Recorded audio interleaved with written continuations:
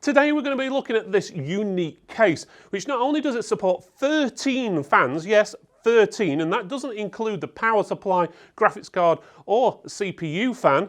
It also supports up to a 480mm radiator across the top. On top of that, it's also got a separate caged area for your power supply and plenty of room for your cabling. So we're going to examine it, take a closer look and see if it is actually worth buying.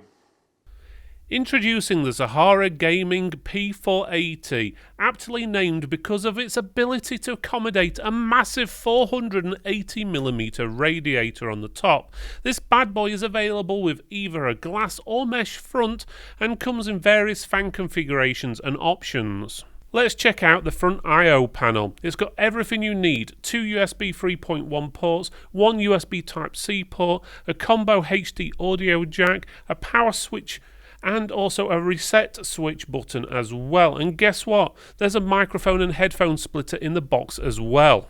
The case comes with a choice of 4 different fans, from the Pirate ones, Pirate Eye ones, as well as a Typhoon model as well. You also get a standalone RGB fan hub, and it supports up to 10 fans. We've actually gone for the Pirate Eye fans, and we've got some additional ones, so we've got 8 of those fans in this bad boy altogether. Although it is limited to 6-pin fan connections at RGB hub, unfortunately. For storage, this beast can hold up to 5 2.5-inch drives and up to 4 3.5-inch drives, depending on the way you set it up. Now let's talk about cooling. This case can support radiators up to 480mm on top, 360 on the bottom, and even 140 on the back. When it comes to fans, you can fit 2 120s or 2 140s on the front, 4 120s or 3 140s on the top, 1 120 or 1 140 on the rear, and up to 4 120 or 2 140s on the bottom. Bear in mind, we found with a thick radiator you may struggle fitting it on the top if it is more than 280mm due to the caged area.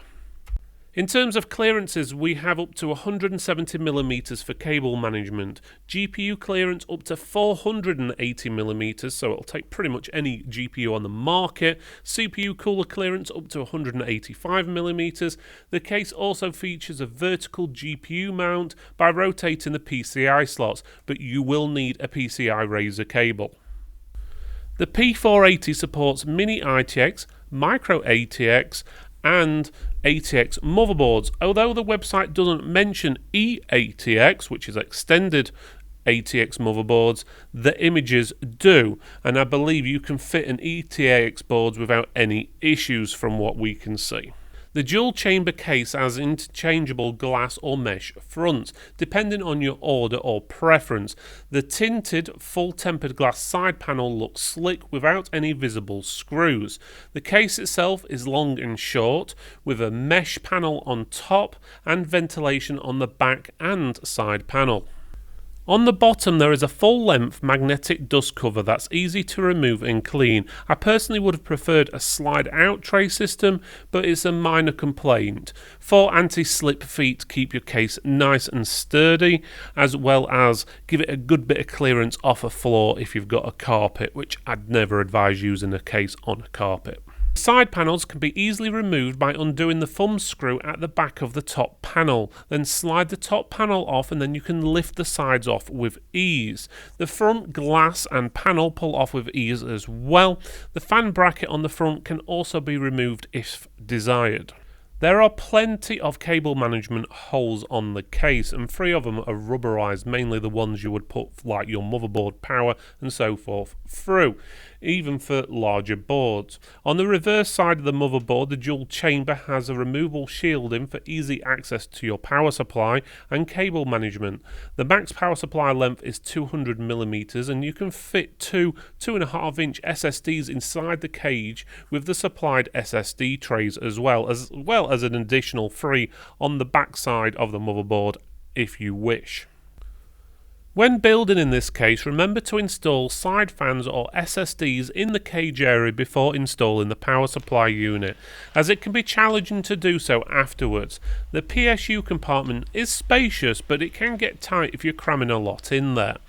If you're using an E80X board, be aware that it covers many of the cable management holes, and the holes at the bottom of the case for cables can be tricky to access once you've installed a motherboard as well as fans on the bottom, so plan accordingly. Lastly, since the PSU is inside the case, make sure you turn the rocker switch on before assembling the case, otherwise you'll have to open it back up again to power your machine on. And there you have it, our completed SaharaGaming P480 build. This case is not only versatile and accommodating, but it also has a sleek design that will make any setup stand out. With its dual chamber design, ample cooling options and storage capabilities, the P480 is a solid choice for any gaming enthusiast. I hope you enjoyed this video, and no, I did. Why not check out one of our other videos by clicking this box up here, or this one just down here. Otherwise, you can give us a thumbs up, like, subscribe, comment below, let us know what you think, and we'll see you next time.